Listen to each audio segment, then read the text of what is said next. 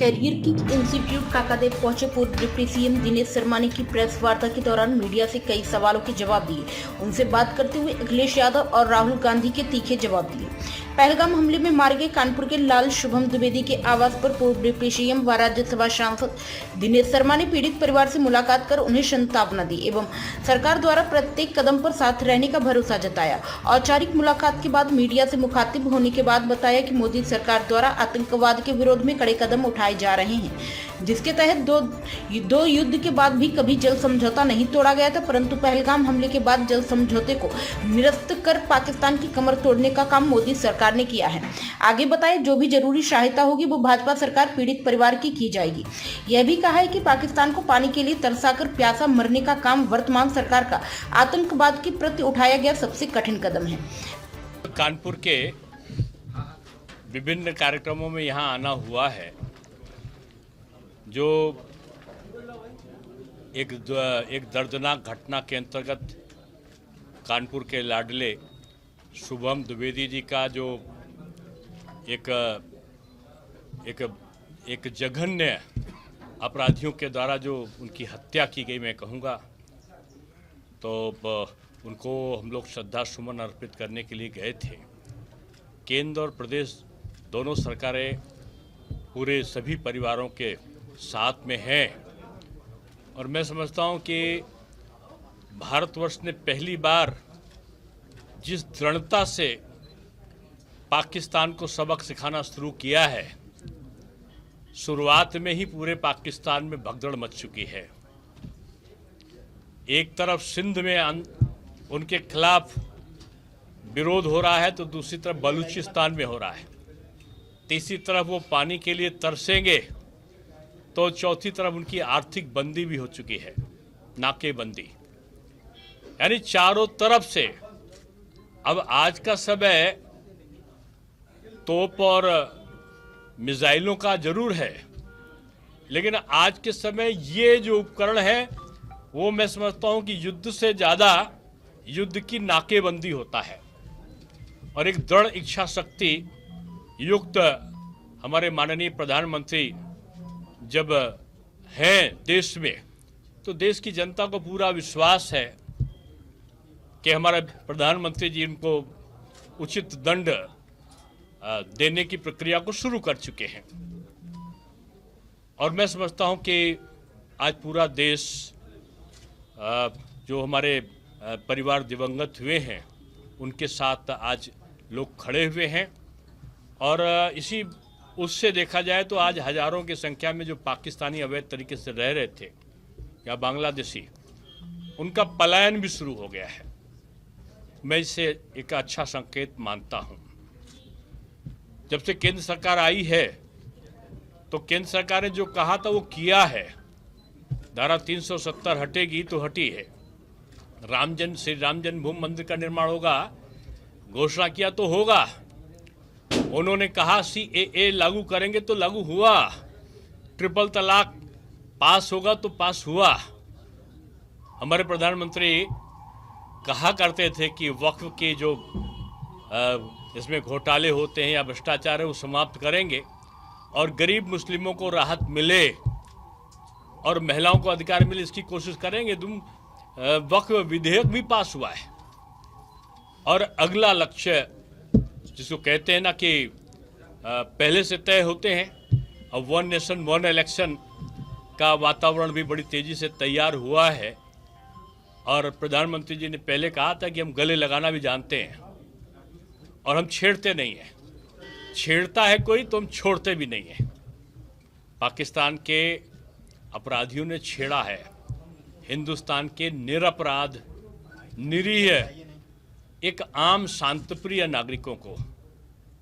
छेड़ने का अब असर क्या होता है ये तो पाकिस्तान के आका अच्छी तरीके से जान रहे हैं। और मैं समझता हूं कि जो 1 नेशन 1 इलेक्शन का भी लक्ष्य है उसको बहुत जल्दी हमारी केंद्र सरकार पास करेगी और एक नया अध्याय शुरू होगा। कानपुर तेजी से बदल रहा है। जिस कानपुर के में घंटों से, मैं ये नहीं कहता हूँ कि अब जाम लगना बंद हो गए हैं, लेकिन 7-8 साल में कानपुर के चारों तरफ जिस प्रकार से कनेक्टिविटी बढ़ रही है, आज मेट्रो वाला कानपुर है, एक्सप्रेसवे वाला कानपुर है, एक बहुत सुंदर हवाई अड्डे वाला है जहाँ से उड़ानें भर रही हैं, एक खूबसूरत रेलवे स्टेशन वाला कानपुर हो गया है, और अब तो कानपुर और लखनऊ 25 मिनट में दूरी पूरी होगी। यानी लखनऊ और कानपुर बिल्कुल अब सगे जुड़वा भाई की तरीके से काम करने वाले हैं।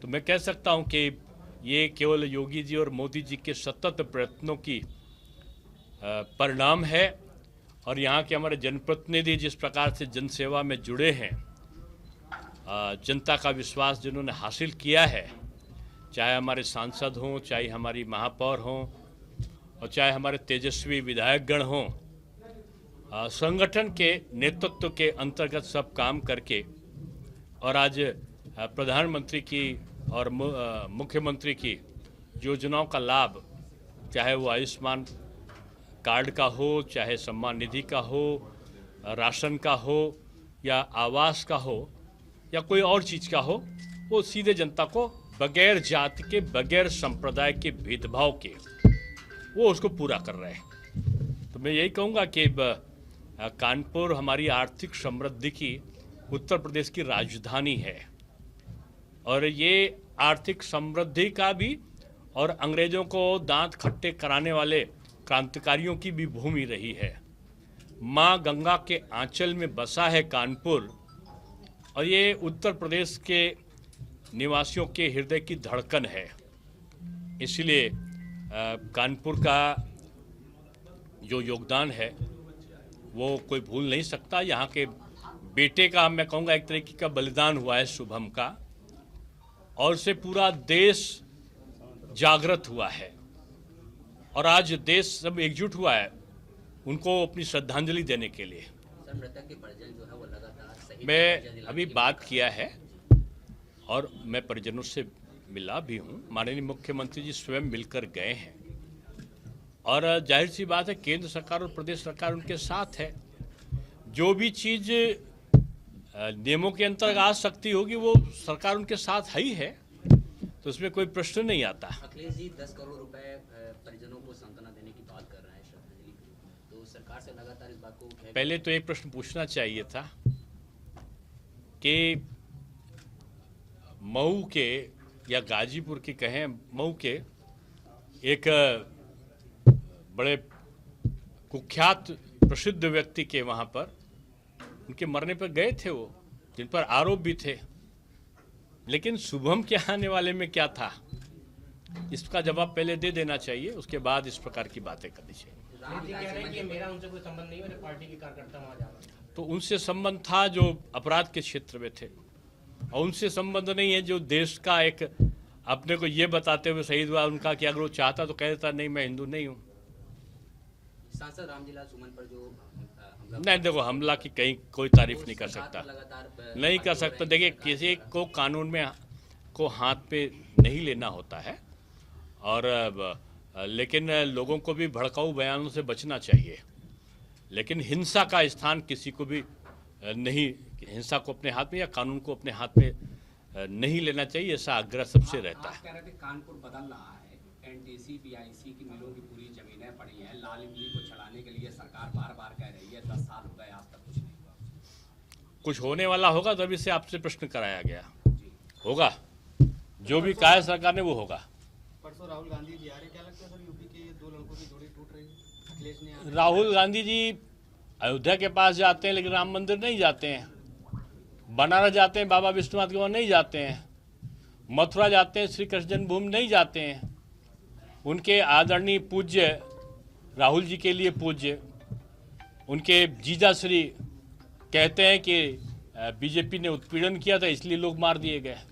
तो ऐसे अपरिपक्व बयान देने वालों के बारे में मैं बयान क्या दूंगा। सरकार को जहाँ जाएं अच्छा है, वो स्वस्थ रहे, क्योंकि अच्छा सा परिवार का उनको पारिवारिक सुख मिले, क्योंकि राजनीति में तो उनका ट्रायल कई बार हो चुका है। सरकार, अखिलेश का कहना है कि सरकार से हम डरने वाले नहीं, हम लोगों ने पूरी तैयारी कर ली है, इस बार सरकार डराती कहाँ है, सरकार तो प्यार करती है सबको। किसने कहा कि डर जाओ, कोई को डरने की जरूरत नहीं। सरकार ऐसी है जिसमें किसी को डर की जरूरत नहीं, प्यार और मोहब्बत की जरूरत है, सरकार दे रही है। प्राइम संदेश न्यूज से संवाददाता मयंक सैनी की रिपोर्ट।